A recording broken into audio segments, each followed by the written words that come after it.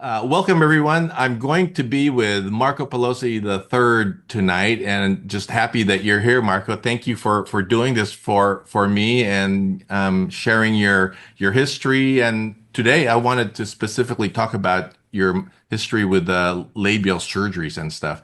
We're working on a little project on a little history on the labia majora specifically, and so I thought, hey, Marco did that way back when with your dad. You guys were doing that. And so I thought I'd get a little bit of history from you regarding your labial surgeries. But first of all, tell us how did you get started in this field? I mean, I know you and I were both OBGYNs, and so give me a little history on how you got started on this. Well, funny thing was, I always had this love for aesthetic surgery, even in my training. And so I bought some plastic surgery books and just kept it on the back burner. When I was doing my regular GYN surgery, I would keep in mind these little things, these little techniques that were in these books. And it just appealed to me. And when I was in training, I trained in a smaller hospital. It was New York Downtown Hospital, which was a branch of NYU at the time, down on Wall Street.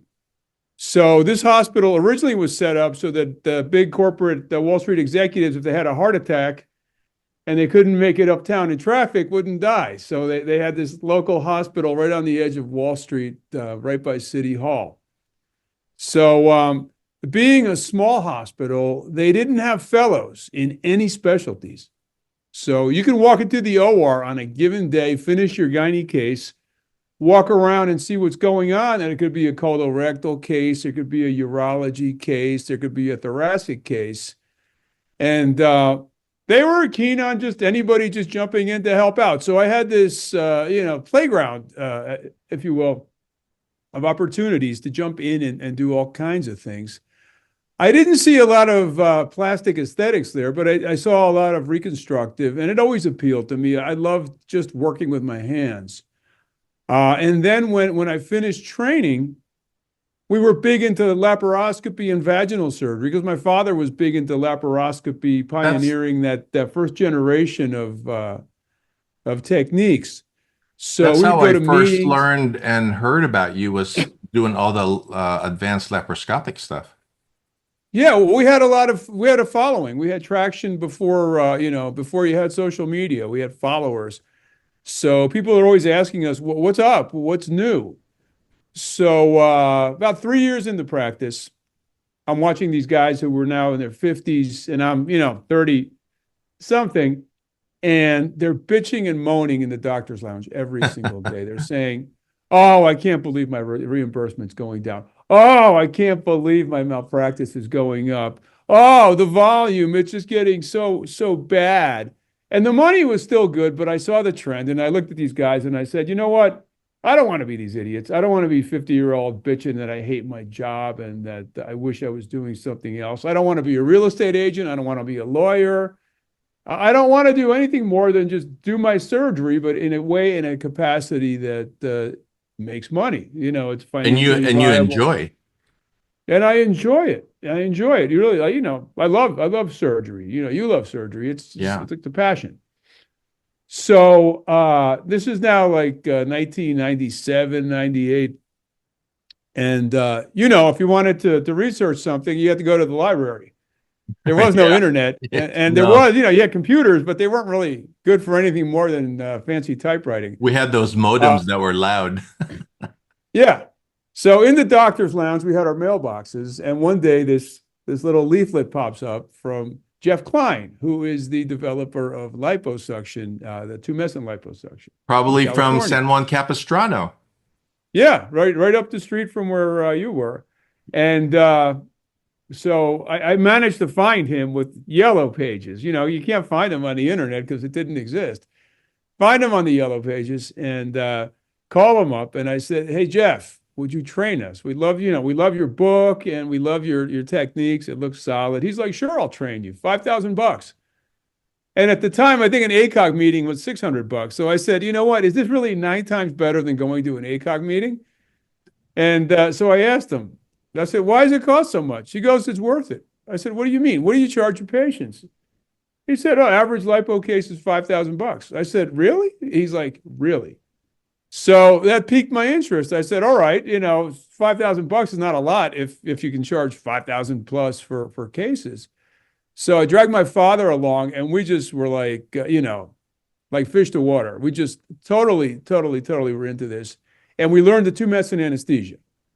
So Ah, there we were in this classroom and in his office, 15 dermatologists. Marco, I lived right up the street from his office, 1 mile Oh, up the really? street. Yeah, right up the hill. I lived there Oh, till I left California. it's beautiful up there. Beautiful. So we we brought back the tumescent liposuction techniques, but more important to us was the tumescent anesthesia because we just saw this as, hey, we don't need anything except this anesthesia. So we started messing around with some posterior repairs, and from there we just branched out because we were already doing a lot of vaginal surgery. So for us, this was just a way to do it in the office. Right. And so from there we started doing these things. So at these meetings we'd run into people, and they would ask us, "So what's new with your laparoscopy and vaginal surgery?" And we're like, "Well, we got this little side project. We're doing some cosmetic surgery." And at that time, everybody was looking at cosmetic surgery like it was a sellout. It was poo poo. Why don't you save lives? This was 97, 98, somewhere there. Yeah, yeah. Okay. Laparoscopy was still going hot. AAGL was still going hot. But if you were looking at the numbers, you just saw that the reimbursements were going down, Yeah, down, down down, down, down. consistently. And there was no reversal trend. There wasn't going to be any magic reversal. You just saw, okay, in 5 years, this is going to look great. In 10 years, 5 years from now is going to look great, but it's going to be garbage compared to what it is right now. So as we started, just talking about it, some people would be interested in getting trained with us. So we're like, you know what? We don't really train people in this. We're not set up for training, but you can just come watch us, and we'll show you what we're doing. Until about 2003, the industry came over and said, "We're trying to sell equipment to gynecologists for cosmetic surgery, but we have a problem because we'll go to these meetings and we'll bring in a famous plastic surgeon, but they can't relate to the guy because they're not plastic surgeons, and the guy needs to see them as aliens, and they just don't really think that you can do this stuff because you're not a plastic." Well, the So plastics didn't want anything to do with GYNs. nobody did. Yeah. Even regular gynae didn't want anything to do with it. So at the same time, around 2000, we met Matlock. Ah, Um, that must have been an interesting case. How did you even hear about him? oh, my father and I went to a meeting in Cambridge, Massachusetts. I was the chair of the International College of Surgeons OBGYN section for the United States. Actually, I was until about last year. I just let it go because if Ah, I let somebody else do it after like almost 30 years. Um, so I had set up this meeting. I had set up the GYN section, and they were in Cambridge. Um, and my father had grabbed some girly magazine, and there was an article in it about Matlock. oh my goodness. Yeah, so he shows it to me. I read it, and I'm like, that sounds really cool. What this guy's doing with his lasers and stuff.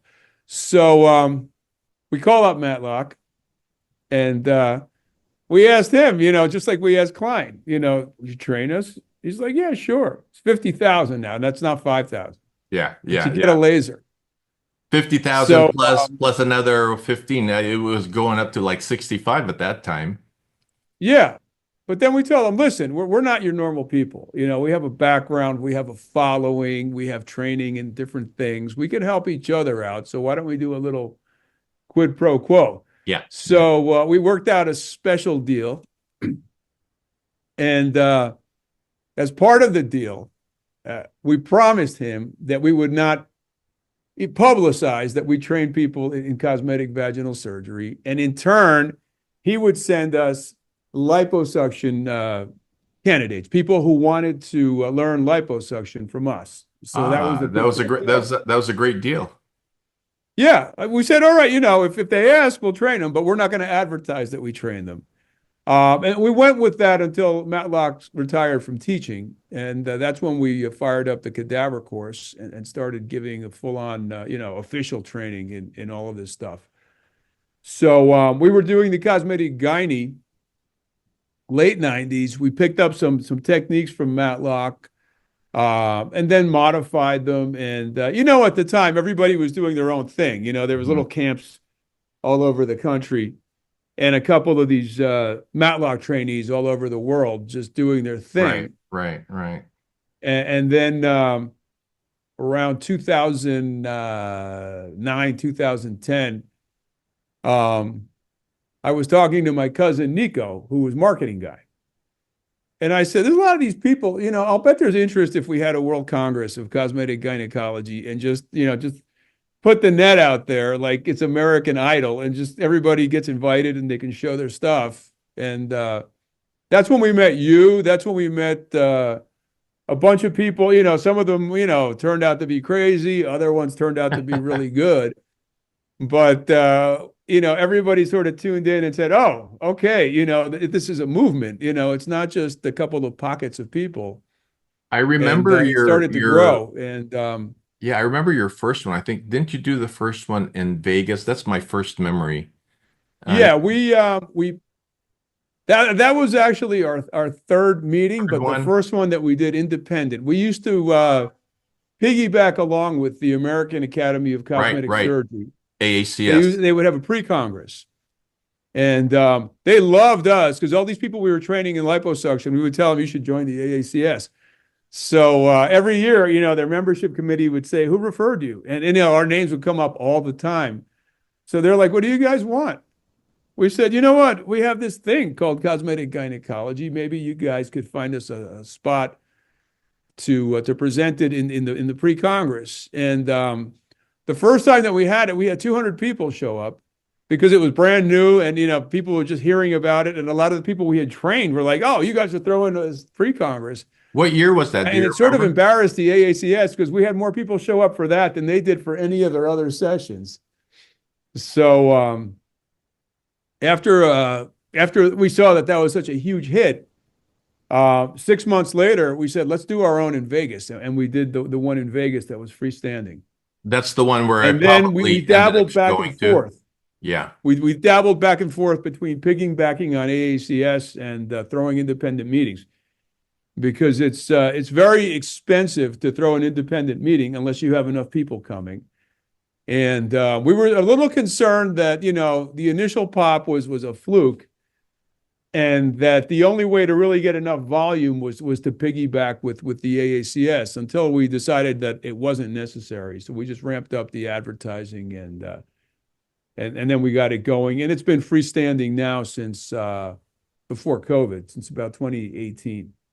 Yeah, yeah. No, even before that, didn't you do the San Diego one all by yourself in 2016? No, San Diego 2016 or 2017. That was AACS. That was okay. Yeah, piggyback meeting. The one after that was I think it was Orlando, and that was the last one of the AACS meetings. And then we moved to Fort Lauderdale, and we had started giving the cadaver courses. And they put us up in the hotel across from the facilities there in Fort Lauderdale. And we looked at the place and we said, this is just the right size for our meeting because we can take over the whole thing. We're not lost in some corner of some massive building like we are in Vegas. So, and then we said, South America loves Miami. We're like 10 minutes from Miami. The weather's great. It's easy for us to get there. The food is good.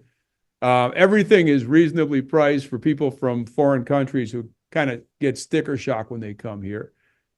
And it was just the right place at the right time. And the way it worked out, so we liked it so much that we just kept it there, and Right, that's and where we've been you've been parked now. in that Fort Lauderdale location for several years. It's so close to your cadaver lab.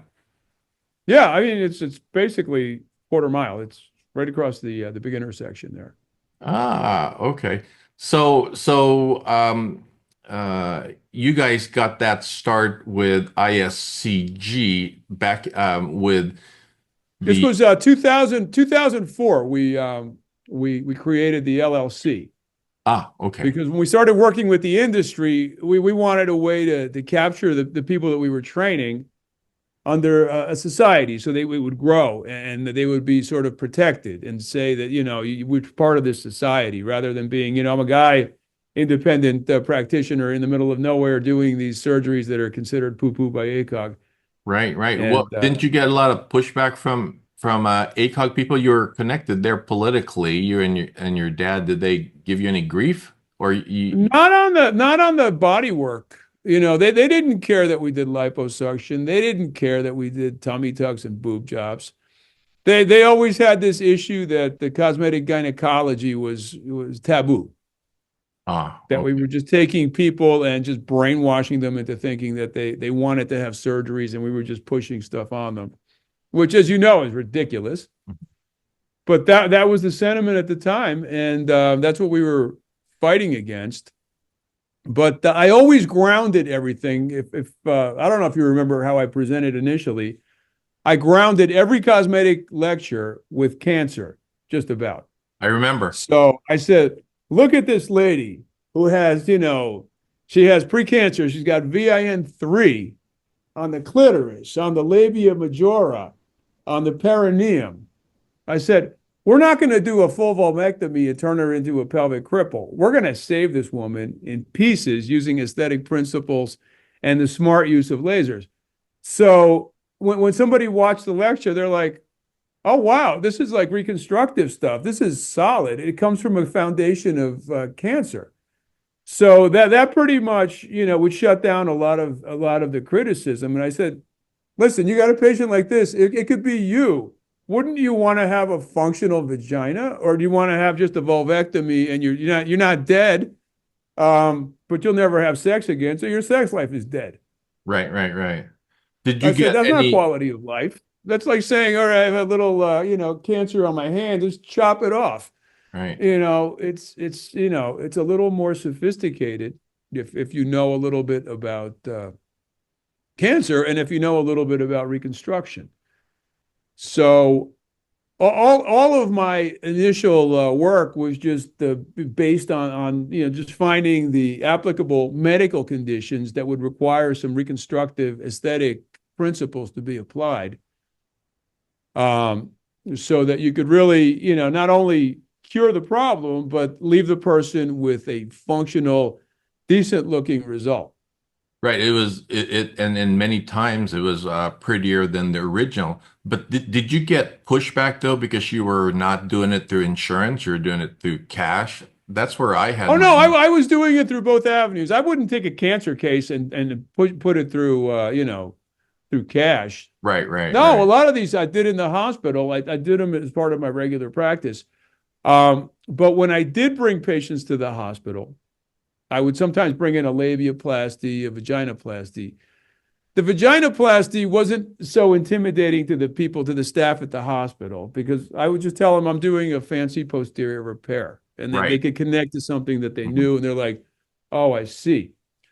But when I would bring in a straight on labiaplasty, they'd be whispering and they'd be, sort of looking at the patient weird. And the patient would sense that. So I brought all these cases back to the office. And then the vaginoplasties, I said, you know what? I'll bet I could do these under local. So, I said I can do forceps delivery under local. I deliver babies under local, fourth degree repairs under local. I said there's no real difference. The anatomy is the anatomy. Local is local. And I have this great two-medicine anesthesia that Jeff Klein showed us how to whip up. So I had cases where the anesthesiologist would come and do a sedation, IV sedation, when I would do these cases, because I really wasn't sure if I could get through the case sufficiently and have a patient hopping around with PTSD afterward because they couldn't handle it. So what tipped it for me was one of my anesthesiologists was late. He was stuck in traffic, and he said it's going to be 2 hours before I can get. I had already started the case. So I gave the patient some Valium. I gave her a little Percocet. We got through the case like nothing. And then for 2 years, I didn't call my anesthesiologist at all. Ah, you And I did realize every you can single do it in the gynecologist. office without even Yeah, an IV. Ah, that's awesome. yeah. But now, the word started to spread. There were people who were able to use the internet now because the internet was a little more Yeah. robust to find me from out of town, patients that I hadn't been able to examine. So I said, how do I know that this patient that I can't examine and is coming to me with a story, this is like a third posterior repair. How is she going to be able to handle the local if I'm not sure, that she can handle it by examining her beforehand, if they're going to fly in for surgery? So I brought the anesthesiologist back. And so for these out of town cases, I would just sedate them all, unless they were coming in a separate visit to figure out, to test them out to see if they could handle. I would take just a Pelosi retractor, a Brisky retractor. I would take two of them, put them in the vagina, and just move them around a little bit. And I said, what do you think of that? And they would say, oh, it's a little uncomfortable. I said, all right, that's about an hour and a half to 2 hours of that when I do these cases. You think you can handle it, or would you like to go to sleep? And then like half of them would want to go to sleep, and the other half would say, I'm good with it. Ah, okay. But that was still at your center. But was your center a GYN office, an accredited surgery center, or tell me about your Well, office back there back then? back then, before I think it was 2010 or a little bit earlier than that, all you needed was malpractice insurance, and that was it. You did not need to have any triple AHC accreditation or anything. And then that changed. And then we were required to be triple AHC accredited. So we did it and we got it and we were fine. Ah, okay, okay. Yeah. That was the only thing that changed. But for doing these procedures, really, if unless you're giving IV sedation, you could do them anywhere. Right, right. Now we have hindsight to look back, and we were really kind of scared of what we do every day now in our office. Yeah. So now, tell me a little bit about your background. How'd you end up in Jersey? I thought you grew up elsewhere and then moved there. So give me a little bit about your background. Well, I was born in Peru, in South Peru. Okay. America, Okay. Lima. Lima's right on the water. So Lima would I sort of went be last like year, the, my first time last year. oh, okay. So it's very similar to Southern California Yeah. weather-wise. Okay, you've got the coast and then you've got the mountains. That's what it's more like the Northern California weather. And so you get this, change of climates as you go into the mountains. But nobody really goes into the mountains unless they're going like, let's say you go to Colorado or you go to the mountains in Colorado. You don't really go there as part of your regular day to day. So Lima, where we were living, was about 35 minutes from the beach. So we had Okay. my grandparents' house was in the city, and then they had a house at the beach. So for the summer season, we'd be at the beach all the time. And my father was doing his medical school because he wanted to eventually just practice OBGYN in Peru. But in his intern year, because they did a separate intern year, he decided to visit the United States, and he decided that he wanted to stay here because he liked the system much better than the Peruvian system. What year was this? This was 1968. Yeah, that's when my parents decided from the Philippines to move to America, 68, same as your dad. Yeah, and there was a huge, huge doctor shortage. So anyway, my father wanted to go to Hawaii because he was a surfer. Oh, I didn't know that. So he applied to Kapolani Maternity Hospital on the Big Island, and he got in for the following year. So he would have started at 1969 summer. At the same time, my mom was pregnant with my little sister. So now my father had three kids and no paying job. And he told his parents, well, I'm just going to wait until July And they're like, why don't you get a job sooner? So he was at the UMDNJ in Newark, Martland Hospital, because Okay. that's where he did his rotating He internship. he hadn't finished his residency yet then. No, no, no. He was just doing, he had done 6 months of this internship in New Oh, okay. Jersey. Okay, internship. And he was going to go back to Peru, do 6 more months there, and then come back to Hawaii and start his residency, which at the time was a 3-year residency. But Newark, this was right after the riots. I mean, the smoke was still coming off the ground. So they made him an offer. They said, Dr. Pelosi, we really want you to stay here. And I think you'll like our offer. They said, you've been here for 6 months. We could start paying you on Monday. And all you have to do is finish these last 6 months and you'll be done with your first year of residency, not internship. And then you could go into practice 2 years after that. So he couldn't resist. So we moved to New Jersey. I was Ah, 5 years old. instead of Hawaii. Yeah, yeah. So Hawaii gone, but we got that's how we wound up in New Jersey. So I grew up in New Jersey. I did my college in Pennsylvania at Bucknell University. Yeah. Did my medical school in Newark, and I did my residency in Manhattan. Right, right. So So that's from that's that's Peru, the whole story. it must have been a little bit shocking from Peru to New Jersey, or you were young, you didn't remember, or what do you Oh, remember? I remember. This was back in the days when you landed on the tarmac and you walked to Oh, the you terminal. walked. Yeah, the steps. Yeah, and there had been a snowstorm, and in South America where we were, there wasn't snow. So my sister and I look at each other, and we see this pile of plowed snow with gravel and all this shit, and we said, "Look, ice cream!" And so we start running. My mother's like, "No, no, don't eat that. That's dirty, dirty." And we're like, "Ah, ice cream." So yeah, I remember that very, very, very vividly. Eating the dirty snow on the tarmac there. Were you at 5 years, were you fluent in English yet? No, my mom had enrolled us in this English school, British Huh. English, Okay. and we hadn't spent a whole lot of time there, so we really didn't know much. But I learned English in about 3 months to perfection, no accent, just watching TV commercials Ah, like Tony the Tiger and yeah. just random stuff. And it picked up real quickly. There was no press one for Spanish. There was no like support like they have now. He spoke English, and that was it. And you learned it fast. Yeah, I had a similar experience moving to the US. I moved the year after in 69. You were moving in 68, and I had to pick it up. Philippines, they speak English as their first language, but I had a severe accent too. Oh, they learn it fast though when you're forced to.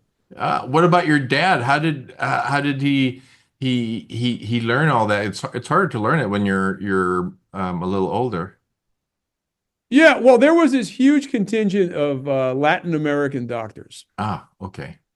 so they could talk amongst themselves in Spanish. And when he spoke in English, yeah, it was hard to understand. But there were people from all over the world that were hard to understand as well. So it wasn't that bad. Yeah. And there was a large Latino population in the area. So you could sort of gravitate to the Spanish speaking patients and, speak the language. And, there were enough people who spoke Spanish and decent English that you could learn from them. But it's not like it is now where you could just go online and, take a class real easy. Right. And you didn't have the time. They were just pulling out babies and doing surgery all the time. So they were really focused on the work. Well, let me go back to you your training with Dave. You probably went to Beverly Hills and did that training over there, I'm guessing. Yeah. Yeah. Now he trained you on the labia minoroplasty. How did you get into labia majoroplasty? Oh, to me, it was just obvious. I had no restraint. You're going to find, especially you, any innovator, you come in with confidence and you just look at things differently than other people. You're like, not, where is it written in the book? You just say, I know how to do a technique for removing skin over there. I know the anatomy. You can't cut into this and that. And I'm going to pull with my fingers and see what kind of tension I create. And if it makes sense, I'm going to do it. And it never once crossed my mind that that I was needing to have any specific training other than that. I said, you know what? I do a lot of complex pelvic surgery. If this little piece of skin was inside the vagina, I'd rip it out all day long without thinking twice about it. So what's the big deal that we just moved over a few inches to the side here and we're doing the same thing? So So did you start doing the majoroplasties pretty much after you were doing the minoroplasties? Because I know Dave was doing more like a perineoplasty to get tightness of the majora pulling downwards. So that was pretty original of you to start doing. I don't know what your technique was for the majora at that time. I spoke with who's our friend in art in where's it? He's in Chile, Jack, and oh, Jack Pardo. how he started doing the majoroplasties too. So Yeah, well, I had been, I've been doing wide local excisions yeah. since the beginning of my training. And, Hmm. so we would just take out an ellipse of skin and, sew it back together. So I didn't have any question in my mind that this stuff was going to hold. But when you wanted to leave a nice scar, you're always scratching your head as how far can you go with this stuff before you create a gaping problem? Right, right. Uh, and I was always on the conservative side. I always said I can always take more, but if I take too much, I'm going to wind up with this splayed open vagina. It's going to be very difficult to recover from Gaping. that. Yeah, yeah. I remember one So of just, your I remember one of yours. I can't remember if it was you or your dad gave an early talk on majoroplasty, and I saw he showed that picture of it was almost like a football on the side on each side of the majora, and I remember taking a picture of it. I said, "That's pretty cool." yeah, And those were the days when people were not shaving so much, so that it would be covered up with hair at that time. yeah, yeah. And then quickly that sort of evolved into everybody shaves. Yeah, and then everybody shaves, and then you really had to work harder to hide the scars. Mm, Yeah. yeah. Now tell us how you got started on your ISCG actual teaching, your hands-on. What did you start teaching first, and how did you market that? How did you get the word out around the world? Because around the world goes to you now. Yeah. In the beginning, it was so easy. Right now, everybody's attention is fractionated. Okay. You have to know where they are, but they're on their phone, but you don't know where they are on that phone. They could be on X, they can be on Google, they can be on TikTok. So to find people now is a pain in the butt. Back then, you knew that every gynae subscribes to OBG management. They subscribe to, 3 or 4 journals. It was very easy, contemporary OBGYN. They just put an ad there, and then you'd have 40,000 eyeballs of the exact market that you wanted concentrated. You try to do that now, it doesn't work because they don't read the journals. And if they read them, they're on their phone reading them, and they don't have any pages to flip through. So that era of focused attention is gone. It's not like the 3 networks, Yeah, ABC, yeah. CBS, and NBC, where everybody's watching the same thing. Well, Those days are I gone. remember the So OBGYN news. Didn't you? You probably yeah, used it in the back. I remember that, the OBGYN yeah. news ads. So for years we advertised that, and we had tons of traction from that. And then there was the word of mouth and the second generation of that. And then we kept on just putting stuff out there on the internet. And so now it's, so much stuff is out there just floating around that we've put out that people find it. Even some of my older YouTube videos, the stuff has been up for 15, 20 years. I still get referrals from labia majora from videos that I made 15 years ago. Wow, wow. Yeah, Where I do have you? one in particular when I was trying to find some images for this conversation. I have one with 33 million views, and it gets Holy about cow, 30,000 views a day. Still, that's now amazing. Was it Yeah, a when I labius? was foaming at the mouth when I saw this. I said, "This is great, man." So then I go into the demographics of who's watching them, and 90% of them are little boys in the Middle East, ages 9 to 12. So I said, well, that's not my market, but I like the numbers.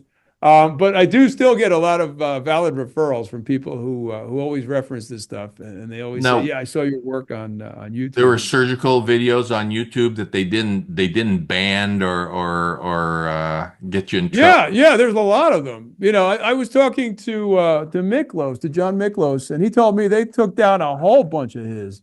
Yeah, they took mine down too, so I never focused on YouTube, and I was forced to kind of do it on my own because they wouldn't put up my stuff, and I kept getting banned. And so I'm glad you got your 30,000 viewers.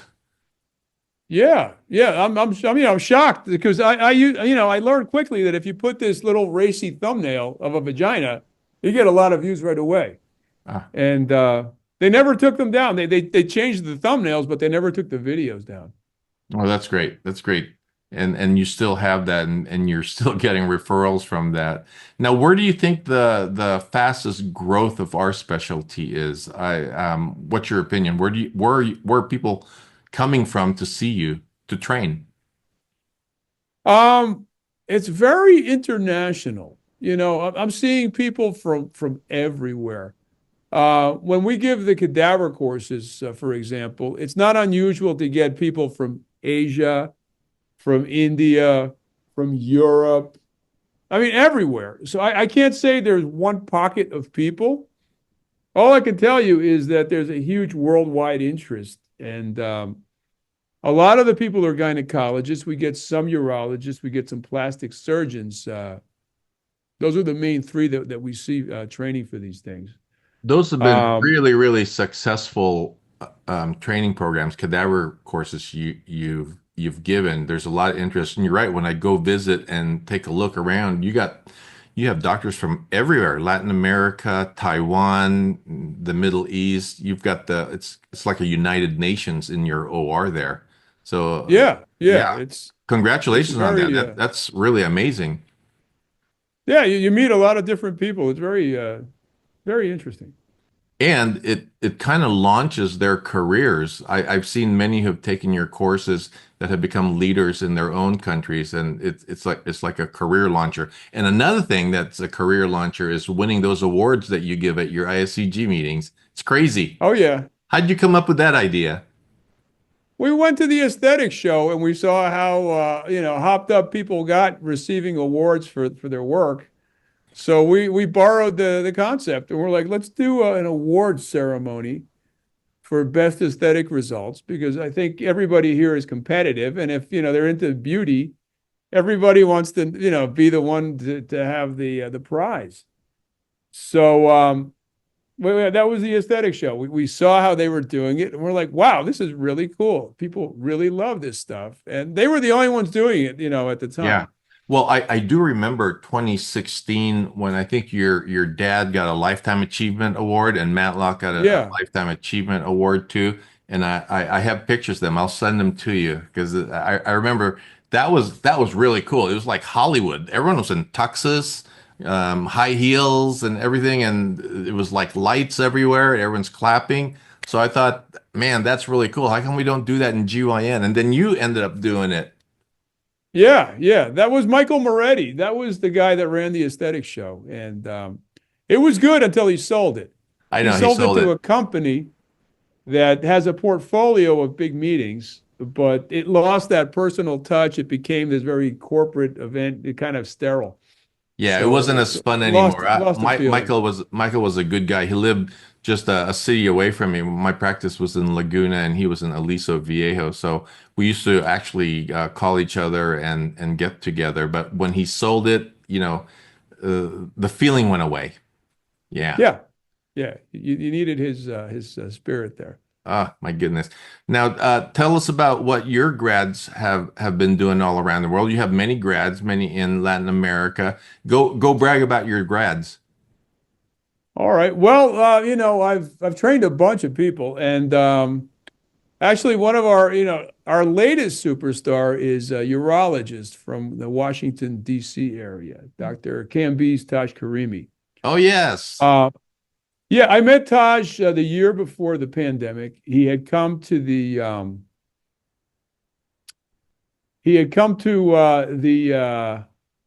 World Congress, Okay. and that was the first time he made contact with our society. And at the very same time, he had gotten into the pneuma, the male enhancement implant. And he was still training on that because the guy, the developer of this, was very particular about who he trained and how he trained them. And he made sure that they had exactly done, the exact techniques as he detailed them. So he wanted to expand his practice from urology into this new aesthetic sphere. Um, he was also trained in pelvic floor reconstruction. So he was doing sacral colpopexies, hysterectomies. He's doing a little bit of everything. But he's a Um, urologist, right? urologist. Okay. So after the 2019, what was it, 2019? Yeah. So he comes to the World Congress. Then he shows up for lipo training. And then he comes to the cadaver course. And for a while there, he hired Jorge Gaviria. So he brought Jorge. Gaviria into his practice. Um, but he wanted to go into body contouring. So he's like, what's the next level? I said, well, if you want to spend a lot of cash and you don't mind traveling, go see Hoyos. Yeah, yeah. So he Hoyos. goes to see Hoyos in Colombia, buys all the equipment. And he's a very, very good surgeon, Taj. So he comes back, and so he's sending me pictures of his work, and it's getting better and better and better. The And I high said, def why don't you stuff. come to our meeting next year, not as an attendee? Why don't you just tell people what you've done? And so we brought him back, and year after year, he's gotten really, really good. And he's also very good with social media. So he was our latest success story.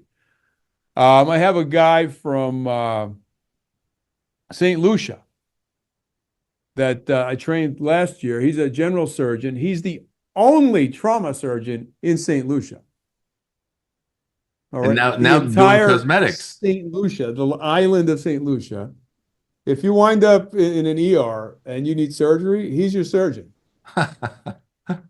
So, the guy operates head to toes. He'll put you back together after a car accident, shotgun, doesn't matter what it is. So he showed up and he wanted to learn everything. So he spent 2 weeks here with us. I trained him in tummy tucks. I trained him in liposuction. His wife is OBGYN, but he was interested in the body work. And he's trying to model himself after Taj and after Mark Lowney that we also Yeah, got Mark. started. Yeah, Mark. Yeah. So so he's my next project. We trained Lowney back when we started the society, and he wound up pairing up with Dr. Miami for a while, and he just went, on this huge trajectory. He's doing extremely well. We trained Jorge Gaviria, who started Yeah. the Venezuelan cosmetic gynecology movement. He's my neighbor. And He's just in Houston, down 4 hours from me now. yeah, he's happy out there. So what's really significant about what he did is that he convinced the Venezuelan version of ACOG to get on board with cosmetic gyne from the beginning. Ah, And the whole country is behind it. The whole academia is behind it. And that's why you see so many people from Venezuela that are high profile in cosmetic gyne, because it doesn't exactly. make sense. The size of Venezuela to the number of experts that cranked out from there just doesn't make sense. But it's because they had the full support of their I didn't know academic that. OBGYN society. That's Yeah. fantastic. Like that's why Mariori with her teaching program there. Yeah, and Ajikata Yeah, and a Jakarta. couple of others. It's just, they're just one after the other, just with this huge interest in cosmetic gynae, supported by their uh, academic societies. Now, I only know And then two we others. trained Adrian Gaspar, Yeah, yeah, who came up with the concept of the fractional laser for the vagina. So he was the father of the Mona Lisa, and so that was the big wave that got non-surgical cosmetic gynae really rolling everywhere. yeah. I remember that was around the 2014, 13, 14, 15, 16. During that time, it was really taken off. Yeah, yeah. So that was those were all our grads, and then we've got a bunch of people in between that they didn't get fame, but they're doing very well and they're enjoying their new practice. It's life changing. Well, I was curious. I ran a Congress for 10 years, and it's exhausting. I was actually quite happy to give that up. But what's your process in the yearly Congress that you do? Are you looking for talent the whole year? Do people send you their ideas and their talks that they want to give, or how do you have spies out there looking for talent? Yeah, I have, people are always sending me people. When I go to meetings, I'm always, basically shopping for good speakers. But what I really look for is somebody that has good material and knows how to present that material. Hmm, okay. Because I remember from medical school, and I'm sure you do too, you could have the smartest person in the world talking to you, but if they can't communicate, nothing is being absorbed. They don't look good. The crowd isn't happy. So I have a lot of people that are super talented that just don't know how to present. And I try to tell them, listen, if talking's not your thing, maybe you're a video guy or a video girl. Maybe you can create something to convey your message. But the bottom line, my people have to be entertained and they have to be informed and they shouldn't have to struggle to understand what you're saying. So if English isn't your first language, you make a video with a narrator and that's it's going to be to your benefit because otherwise you're going to sound dumb. Um, and then since I had so many South Americans, I said, you know what? I'm going to try to make it an opportunity for these guys to express themselves in their native language. So I got the idea to do the Spanish session at the beginning of the meeting. So I get, I have 10 talks. And the deal was you can't just give your 10 talks in Spanish. You have to also do the English version of the presentation because everybody that comes to this meeting needs to get the benefit of all the information from the meeting. It's not just a little secluded mini meeting within the meeting. Right. So So I thought that was great because you had all the leaders from Latin America want to be there, present their stuff, and they're just the proudest group of people. You can't find a happier group of people than the Latins at your meeting. They're the ones that no, are no, and they're cheering on very everyone. innovative. Yeah, They're not subject to the same restrictions that we are here in the States. So a lot of this stuff that you could never just try out here, they're trying it out there, and then you see it here for the first time, like Ariel's spider web for yeah, incontinence. Luxembourg system. Yeah, the Luxembourg system. That stuff could never have been developed in the United States. I know it's been a wonderful thing bringing into the U.S. It's a little difficult to get a little traction on it, but it's wonderful. I'm glad he started showing it in your cadaver labs. I remember 3 years ago is when I first saw it, and then he's presented it since, and it's a good system that was introduced to your meeting. Yeah, it's very clever and definitely something to consider if you're treating these kinds of patients. So I get asked asked by doctors, how do I get on podium at Pelosi's meeting? Because getting on podium at your meeting is a life-changing thing career-wise for many doctors. Uh, Yeah. and so how do you manage that? How do you pick? Are you speaking with your wife, or you just know what your meeting needs, the topics that they need, and like you said, they have to be able to present. Well, I know what I'm looking for, and I also, I value the opinions of the people that I already know. So I'm looking through my connections to see who is, who's up and coming, who's good, Yeah, yeah. and who's going to present well. There's a couple of new speakers, that have been brought to me over the last couple of years. Some of the Brazilians that I didn't know about. Right. So I've been quite impressed with the work I've seen from there. And then when you meet them, you meet people connected to them, and it sort of spreads all over the place. But we're looking for people that have something innovative, not just reiterating something that's already been done. I'm not interested in your case series of somebody else's established technique. That's not interesting. That has no value to anybody. So we really want to see new techniques. So if I were in the audience and I'm in the practice, I don't really care how many cases you did.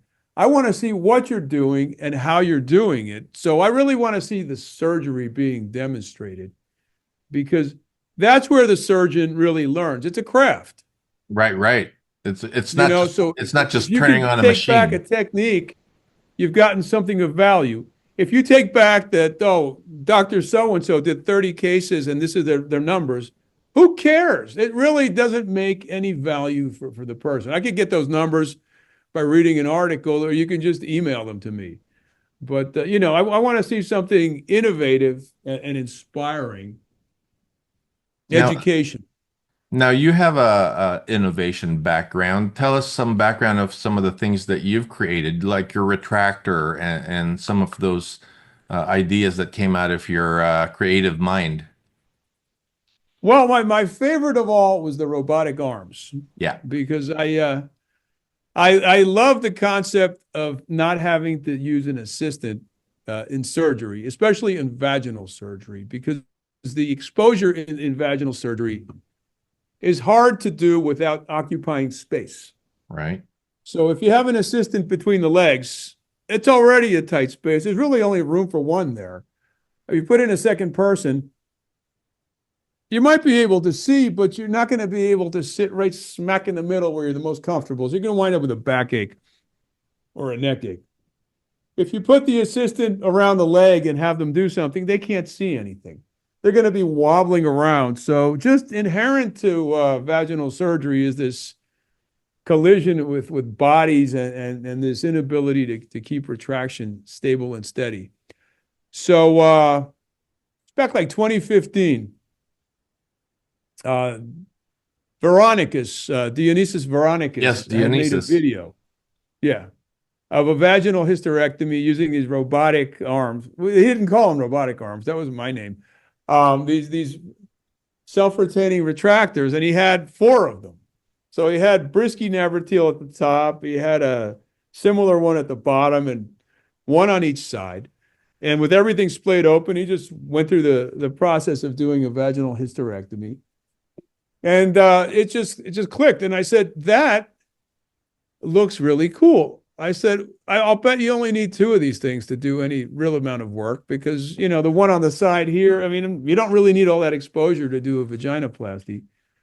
So I called Jeff at Marina Medical, because he's the Ah, one that sent me yes. the video. And I said, hey, Jeff, why don't you send me up a pair of these, and I'll figure out what I can do with them. And if I can't do anything, I'll send them back. Well, I still have them. So I started just messing around with the regular vaginoplasty, step by step, the way most people do it. And I videotaped. And from the videos, I could analyze and say, okay, this move can be eliminated and replaced with this move. This move isn't required. And after going through just different ideas, I would almost like storyboard it. How can I get through this case?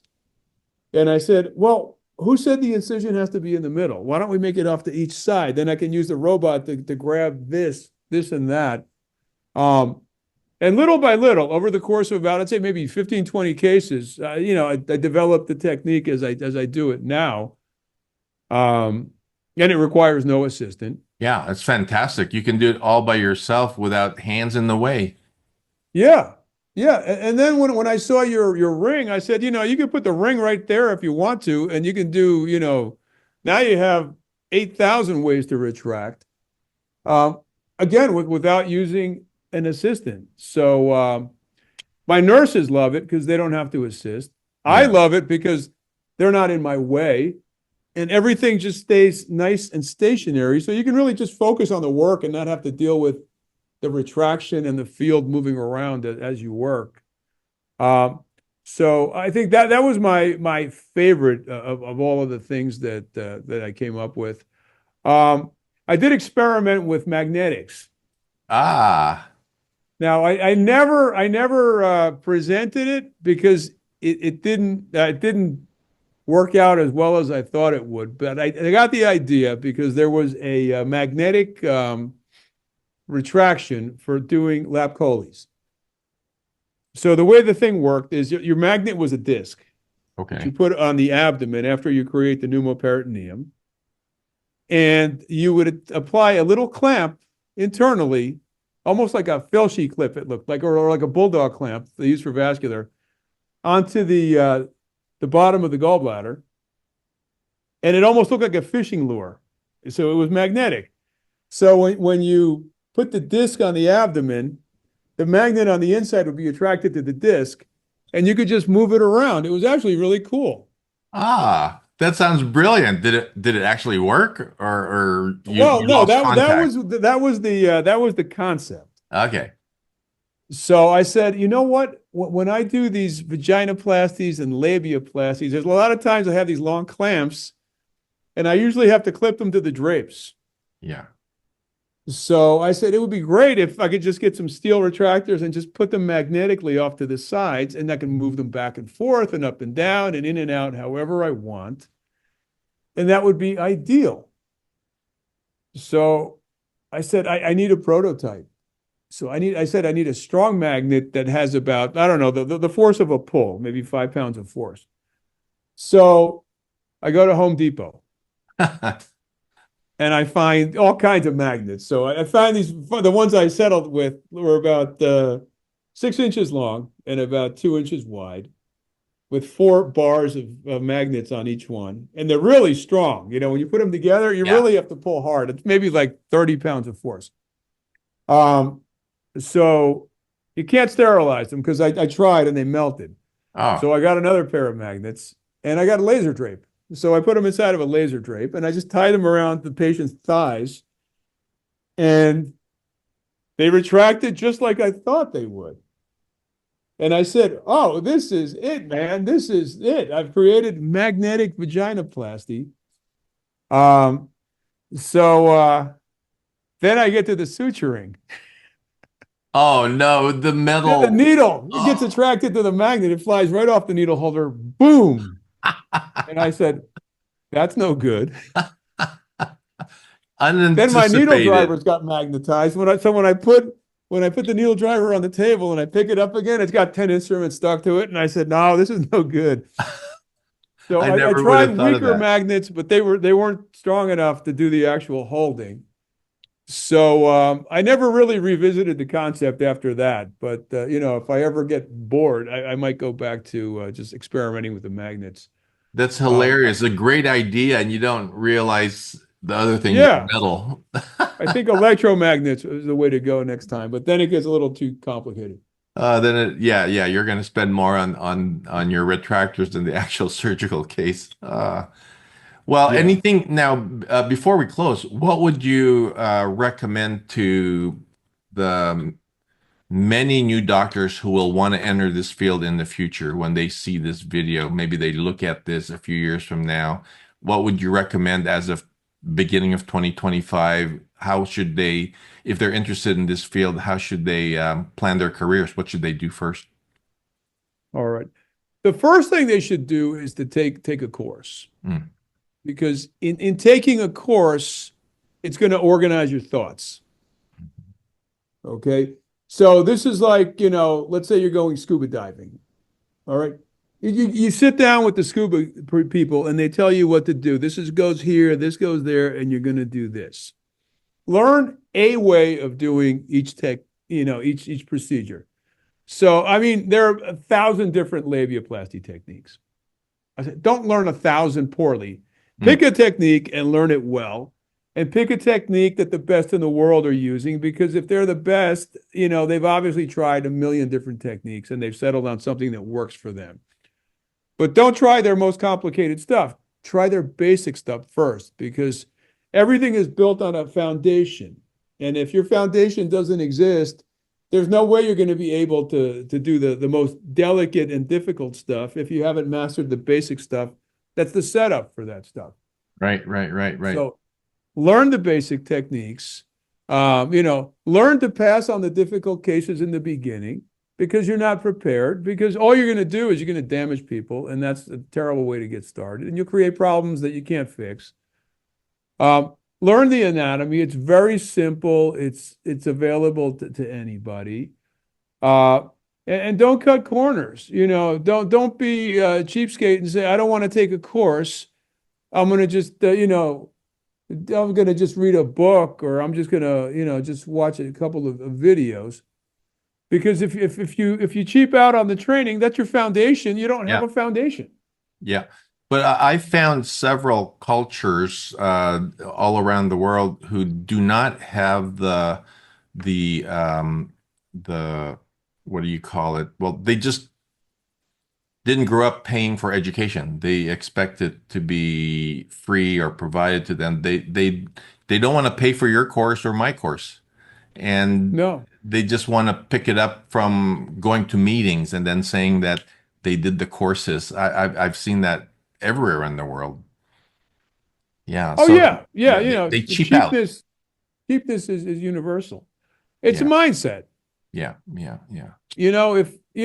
If it's worth nothing, it has no value. Hmm. If it's worth something, it's worth investing in. Yeah, Because I'm giving you the tools to make a business out of the skills that you learn.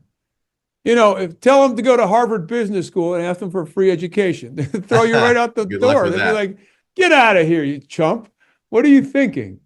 This stuff has value. We're giving you the tools and the knowledge to make something viable here." So until you realize that you're never going to be able to progress in these fields where you have this advanced knowledge that people that put a lot of time and effort into developing these techniques, and if they're not saving lives, well, then there's no reason why it should be free. Well, I agree with you. Now, before we close, tell me about what your family thinks about your career, about all this stuff. Because I know my kids, they kind of laugh at some of the stuff that we do, and it's our dinner conversations are hilarious sometimes. What about your kids and your wife? Your wife's been so supportive. I see her at every one of the meetings. She's an enormously wonderful. There, Yes. yeah. So Well, yeah, my wife, sort of, we got into this together. When she met me, I was a gynecologist yeah, already. And every woman has an interest in aesthetics, so it was just a natural progression. It's cool because it's innovative. We're meeting people, we're traveling. It's exciting. And when she originally met me, it was the same exciting and traveling and meeting people, but in the context of the birth of operative laparoscopy. So we were flying around and meeting innovators and early adopters for my whole career. It just yeah. switched from gynae to cosmetic gynae along the way. My kids were born into this. So, to them, they were originally, little kids, my dad can make your butt bigger and he does all this other stuff we don't want to talk about. And my son, he's a frat boy. So for him, it was sort of like, yeah, my dad does this stuff. And Everyone's on your website. yeah, everybody's checking out what I'm doing. They take it well. And neither of them wanted to go into medicine. They say I work too hard. And I tell them, Everybody works hard. You just have to find something that you like to work hard on, and you'll be fine. Yeah, my kids are the same way. Nobody was interested in medicine. It was not attractive to them, and because of the hours and hard work. But you know what? They do the same thing in whatever they're interested in. You're right.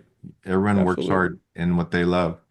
Well, Marco, thanks. I appreciate the time. You've spent a whole hour with me, and it's really wonderful to connect with you and get to know you a little bit better and get a little history. So I really appreciate it. Thanks. We got to A do this pleasure, again. Red. Thanks for having me.